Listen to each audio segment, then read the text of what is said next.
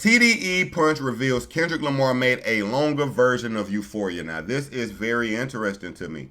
TDE Punch reveals Kendrick Lamar made a longer version of Euphoria. Very interested in this. Let's check it out. Rumors that there was an 18-minute version of that. I don't know the length, but it was definitely longer. It was definitely longer than the version that the world got.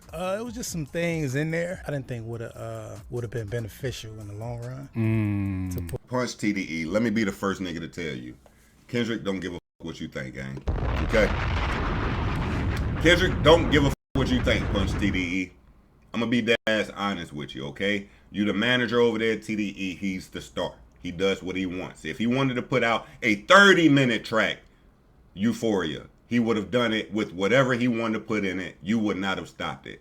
So I don't want you thinking, I don't want you even putting out a sentence to make us think that you had anything to do with K-Dot cutting the song a little shorter. I'm not rolling with you spoke to K-Dot and then that nigga said, nah, you know what, I am gonna cut it down. If you asked me, the song was probably getting to a point where it was some things that was repetitive, some things he just obviously seen he could trim fat on. And even with that, he still gave us an 11-minute song, or a 7-minute song. Which one was it, 7? And it was an amazing song. If you ask me, Euphoria first, Family Matters is the battle. That's if you ask me. Those two songs there, bravo to both of those guys. Bottom line, when we talking about the battle. Anyway, nevertheless, let's get back to this. It was just some things in there I didn't think would have been beneficial in the long run to put in there. So I gave him my input on that or whatever. He took some of those things out. What was your impression when you heard first person shooter? Did you hear it at that point? Honestly, not in that way. Right. I heard it. But I mean, the nigga Drake do so many subliminal shots. It's like... Family, they still try to make this first person shooter, this big subliminal diss record. I don't hear the disses in first person shooter. Again, first person shooter was a record. If anyone dissed it was J. Cole, right? He was the one who said big three, but now I'm feeling like Muhammad Ali or whatever like that. But it was a track intended to have K-Dot on it as well.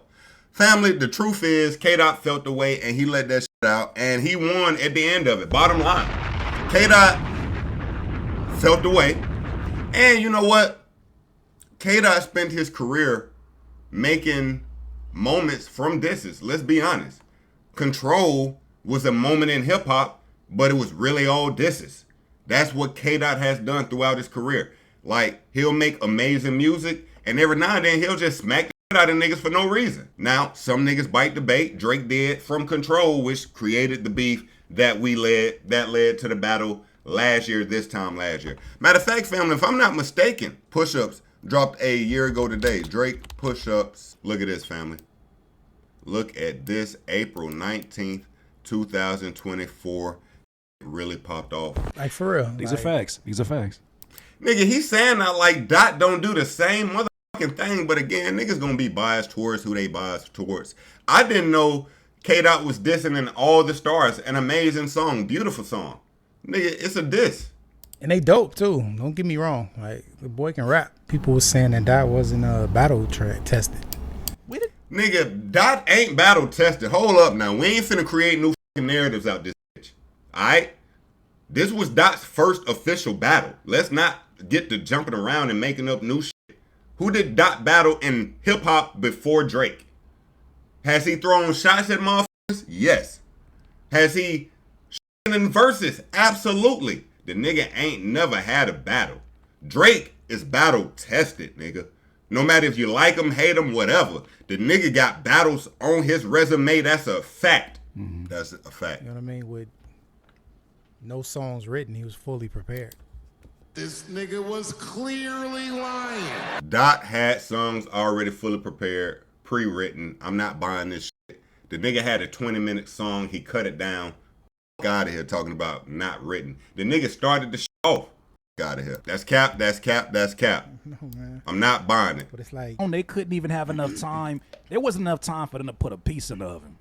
yeah, for sure. There wasn't enough time to even put a piece in the oven. You couldn't even watch your favorite sitcom because damn near less than 30 minutes later, Meet the Gram. And you telling me that one pre-written? Of course it was pre-written. Less than 30 minutes after Family Matters dropped, we get Meet the Grams, right? And remember what K-Dot said in the beginning. You know, we can have a friendly fade. We can keep it that way. I'm thinking K-Dot had he has other songs that if maybe Drake would have went a different route, K-Dot would have went a different route, and we probably wouldn't have got Family Matter. Meet the Grams. But the way K-Dot took Family Matters led him to drop Meet the Grams, which was a miss. Meet the Grams was a miss. It was a miss. It was a miss. Drake does not have a daughter. We have not seen a daughter. It was a miss. But the next day he doubled down, cleaned up the miss with Not Like Us. It's a smash hit. Battle Out of Here. Battle Out of Here. Drake drops the Hard Part 6. I fucked with it, but the energy wasn't there as you wanted to be in a battle song. Lyrically, he was. Energy, spirit, he wasn't. I get it. Okay.